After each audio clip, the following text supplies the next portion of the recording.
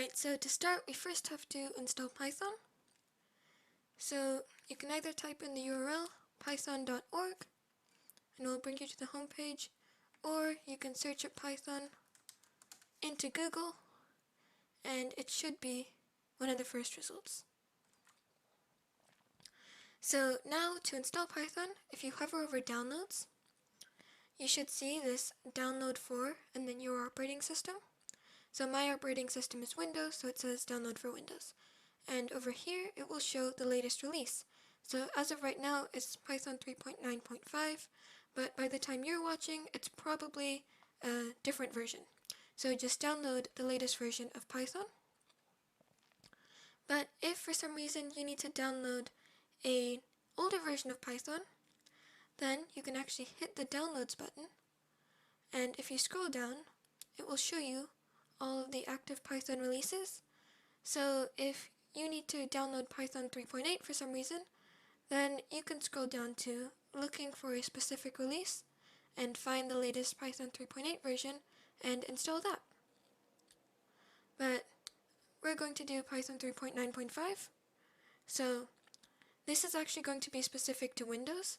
So after you install here, what I'm going to do next is Windows specific. So if you want to do it with a Mac, skip to the timestamp that should be on your screen right now. Alright, so I'm going to continue with Windows.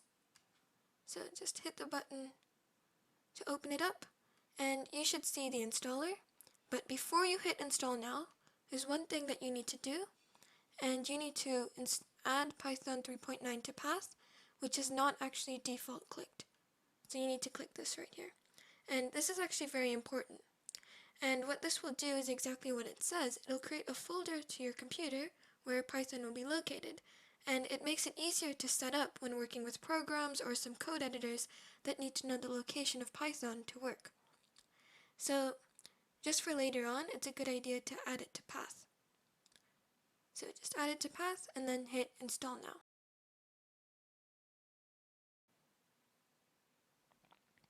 Alright, so as you can see here, it says setup was successful. Windows, you can actually just hit close, and to test that it's working properly, you can actually go here, hit your start menu, and search for idle.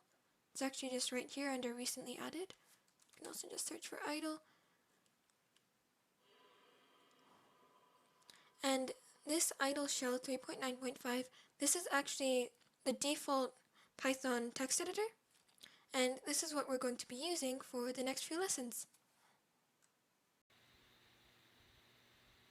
Alright, okay, so now it's finally downloaded our installer. So if I just click over here and I tell it to open that up, and I just if I press that, it'll open up the Python installer. Then I can just press continue, because and I'm just going to agree to the software license agreement. Now we can just simply press install.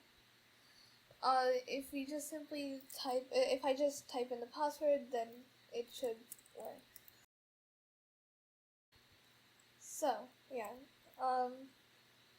so there we go. It's installing that, and now let's just wait.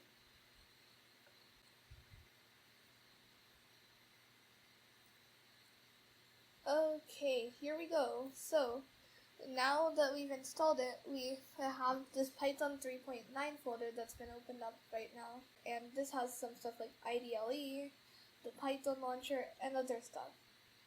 So if we just go back to here, we can just close the installer, and we can just get rid of it because we won't need it again. And so we can just open this IDLE.app, and now we know that it's working, and we can get started programming in the next video. Bye!